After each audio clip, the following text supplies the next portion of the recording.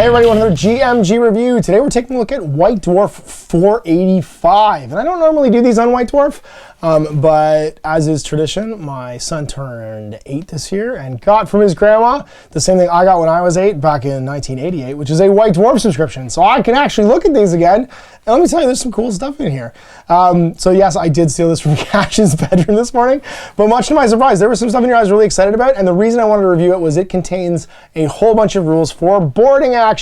A whole new supplement called Void Siege, which is a like boarding torpedo slash like drop pod assault game mechanic that also allows you to tie 2 spaceships together with umbilicals, and it comes with the card tiles to do this. So this is a Fat Dwarf style thing where there's card tiles in here. These are umbilicals, which allow you to connect 2 ships together.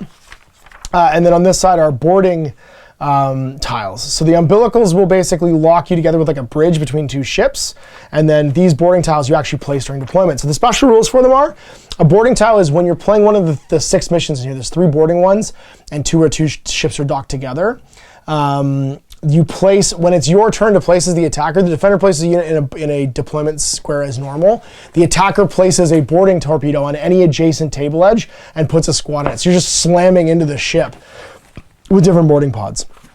It counts as a boarding space in all respects. You can also put a warlord in there. And then docking umbilicals, you actually separate the 2 game boards in a boarding action, and you create these narrow bridges that can go across it. If you use docking umbilical rules, they'll show you on the deployment zone basically where it's going to be. And so you have sort of 2 facing territories to each other. There's visibility and movement stuff to see where you can draw a line of fire. And then you get 6 brand new missions with a brand new way of playing, which is Void Siege games. So I love this. Instead of having it be a whole other separate Arcs of Omen book, the Void Siege stuff is just a free supplement here in White Dwarf. So normal mustering, boarding, and patrol stuff, but you do need to make sure that you know how many boarding torpedoes you have when you do so. Read the mission, create objectives, and battlefields. And then you can also have reserves, and of course your entry zones and stuff too. It's a standard sort of like deployment for building the game. So the first one's Tower of Woe. So you see the defender has 6 boarding zones, but whenever it's the attacker places, they place a boarding torpedo on one of these board edges. This mission uses the boarding assault rules. This is a normal underdog bonus. End game objective. At the end of the battle, each player scores 25 victory points for every objective marker. There's 1, 2, 3, so a maximum of 75. And then cut off the head, it's 10 more if you kill the warlord. There's a bunch of additional sort of like boarding areas you can go on to. And then the B1, B2, B3s here are for boarding zones. In a boarding action, each player will have 1 or more deployment zones called entry zones. Each time a unit comes into an entry zone, it must be fit inside the entry zone. Players cannot set up a unit with an entry zone if any other unit's already in there. However, when setting up a unit, they can put the warlord in there as well. Boarding zones, yeah. The B1, B2, B3, I think is actually a terrain type. Is there a map for it in here? No, there's not.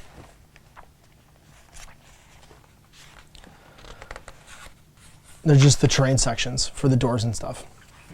All right, and then you got sector lockdown with control shrines. You're trying to open and close doors.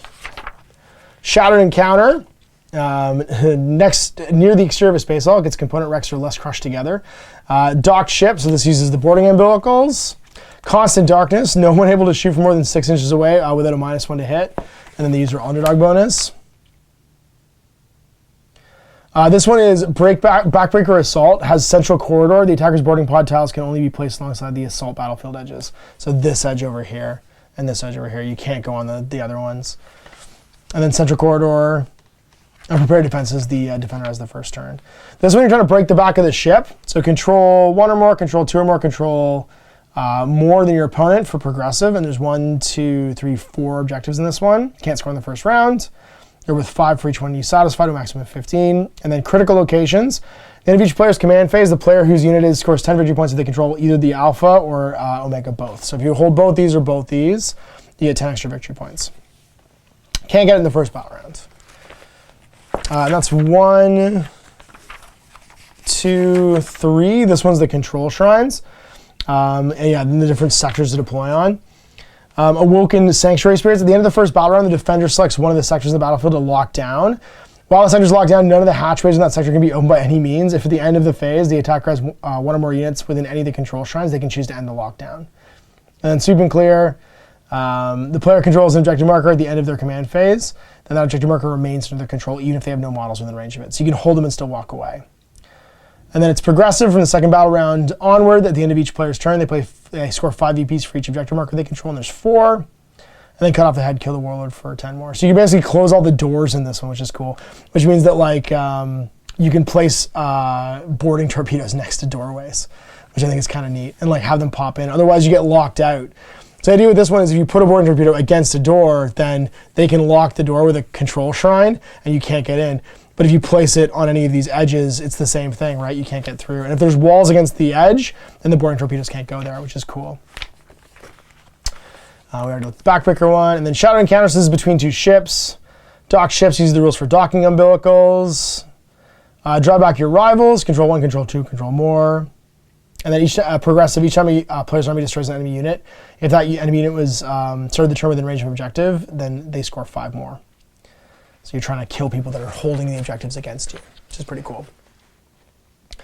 Blurred battle lines, another dock ship one. It's progressive. At the end of each command phase, the player whose turn is scores 5 energy points for each of they control up to a maximum of 25. Control 1, control 2, control more objectives, control alpha, both alpha and both omegas. So both these, and then hold 1, hold 2, hold more. And in this one, you just have basically umbilicals in between the 2 halves of the board. I love these. Violent Rupture, something's decompressing. Engines firing from the second battle round onwards. At the start of the battle round, one of the umbilicals will be ripped from its moorings. Determine which one. Roll a d6. If that umbilical has already been destroyed on a 6, roll again until you know longer the case. So the dock umbilicals blow up as the 2 ships tear themselves apart, which is cool. All right, and then we have an additional rules here for the Bronze Rot. These are Iron Warriors special rules. So on top of the Iron rules, these are like a unique Flashpoint Herald of Misery boarding patrol, which I think is cool. So the Bronze Rot can be mustered. You cannot include more than 1 unit from with a Balefire Tome, and you can't include any demon kind, or cultist units because they're a specialty Bronze Rot. You use that as your faction keyword. No additional rules adaptations for being Bronze Rot, and then your special enhancements. Cold-Hearted Disdain. Each time attack is made against the bear, wound roll of 1 to 3 always fails. And then Cruelty by Design, once per turn you can reroll 1 hit roll, 1 wound roll, or 1 saving throw for the bear. So just be impossible to kill or reroll everything once per turn. So your stratagems, Sensory Purge. Use stratagem in your opponent's shooting phase. When a Bronze Rot unit from your army selected as the target of an attack, until the end of the phase, each time an attack is made against that unit, subtract 1 from the wound roll. If the terminator, it costs 2, otherwise it costs 1. The Demolition of Hope. Bronze Rot boarding action. Use stratagem in your shooting phase. Or the fight phase, when a Bronze Rot unit from your army is selected to shoot or fight. Until the end of the phase, each time a model in that unit makes an attack that targets the enemy unit within range of an objective. On a 5+, it automatically wounds. If the Bronze Rot unit is terminators, it's 2, otherwise it costs 1. And then Malevolent Monitoring. Using your charge phase, select 1 Bronze Rot unit from your army until the end of the phase. Each time that unit declares a charge, it's units that are not visible. That's huge, because not being able to charge from out of line of sight is a big deal in boarding actions. Calculated Firepower. Use stratagem when a Bronze Rot unit from your army completes the set Overwatch action until the end of your next movement phase. While that unit sets Overwatch, you can also hold steady, so you get +1 to hit in melee and hit on 5s with Overwatch. And then Unstoppable Breach. Use a stratagem in your movement phase when an enemy unit prevents a Bronze Rot unit from your army from completing the Operate Hatchway action. It just doesn't work. So someone's on the other side pressing on the door, the turners just go, no. And then Prideful Resentment. Use a strategy in any phase when an enemy unit destroys a Bronze Rot unit from your army. Until the end of the battle, each time a model from your army makes an attack against that enemy unit, you can reroll the hit roll. Because you're just mad. You're just angry. And then, yeah, this is some sort of like, I guess like a tactical monitoring from it. Some rules for assembling boarding patrols. Duncan Wow makes a really cool boarding patrol. I love this little feature. So see how he's got like the blue on the faces of his Ogrins? The idea is that they're wearing some kind of like energy shield over their faces. I think that is such a cool painting thing that he's done them specifically as a boarding patrol. And it also means he didn't have to paint that, which I think is great. He did all his airbrushing and then didn't have to paint that part. Same with all the Scions having like rebreathers and stuff. It's really nicely done. And then there's an 8-bound in army in here too. Battle report for playing Jailbreak from the new Arcs of Moment Angron. We just played that in me and Jay actually. It's a nice battle report on boarding actions too. Yeah, then the Aranthian Succession stuff's in here for Necromunda, which is really cool. So some additional stuff, lots of like stuff about this guy, this new miniature, Gilliman's Own, the Black Library Celebration on this guy from the Indominus Crusade, Vitrian Messenius from the White Consoles. Hobby Bingo, lots of painting stuff. And the other additional rules that are in here, there's lots of hobby showcase stuff too, which I'll show you. There's the Great Stomp Part 4, so a flashpoint thing for narrative games for Age of Sigmar. Some beautiful painting stuff for Age of Sigmar as well. And then rules for playing, oh, Cash popped them out, that's right. Rules for playing Warcry with the new Gloomspite Warband for, whatchamacallit, for Underworlds. So the new Gloomspite gets get rules for playing as well, which I think is really cool.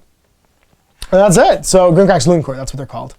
And then the rest of the rules for them are in here, right? So the Loomtide comes, the Killing Moon, you get their background, you get their side quests, tricky shinies you can find, Defangs the Bad Moon, a special Carving the Loon Shrine thing for playing, and then your background tables, and then here's the actual, like he popped the cards out, but Grinkrak the Great, 140 points, I think it adds up to 1,000. So you get 140 for him, Grib de Wonky Lance is 195, Poke and Snark's 100, so you're looking at 335, 435, and then another 120, 190, so 435 plus 190, 535, 625, 715. I guess that's it. 715, so you gotta take somebody else, I guess, if you wanna get like the full 1,000. But it's cool that you can use them, and they have the gets like keywords. Their reactions are enthusiastic dubbing, and they're tough nuts. Reaction, a fighter that can make this reaction after they're targeted by a melee attack action, but before the hit rolls are made. Count the 2 critical hits from that attack action as hits instead. So you can bust down critical hits to regular hits, which is great because you don't have that many wounds. You have 6 wounds. Toughness 4 on the guys with shields, though. Actually, they're all jacked up on mushrooms. They're all toughness 4, which I think is hilarious. They're tougher than my skinks. Your abilities, double enthusiastic dubbing. Pick a friendly fighter with the Grinkrak Looncourt rune mark within 3 inches of the fighter that's not activated in this battle. This fighter suffers impact damage, so you basically run into him with Grib de Wonky Lance. Double Questing Knight until the end of the fighter's activation. After an enemy fighter is taken down by a melee attack action by this fighter can make a bonus move action or a bonus attack action. And then triple Sound the Charge until the end of the battle round. So this is the one that you're going to be using on dude with the puffer, Snorbo de Spore. Until the end of the battle round, add half the value of this ability, the move characteristic of friendly fighters, while they make a move within 6 of them, because he jacks them up with like amphetamine stuff. And then everybody else gets a reaction pile on. A fighter can make this Grinkrak, Poke and Snark, Grib de Wonky all get these ones. And then react down, everybody gets those ones. And if they just have the Looncourt model thing, they can pile on. A fighter can make this reaction after an enemy fighter finishes a move action visible to this fighter within 3. Pick another friendly fighter, that fighter makes a bonus move action. After that move action, the fighter must be within 1 inch of the enemy fighter that made the move action. So you basically just jump on top of people. Double Backstabbing Mob. A fighter can use this ability if there's a friendly visible fighter within 1 until the end of the fighter's activation. Add 1 of their attacks and strength. So you're normally strength 2 with 3 attacks, but you'd be strength 4 at 3 attacks. Madcap Destruction. Roll a dice. A fighter can make a move action up to double the value of this result.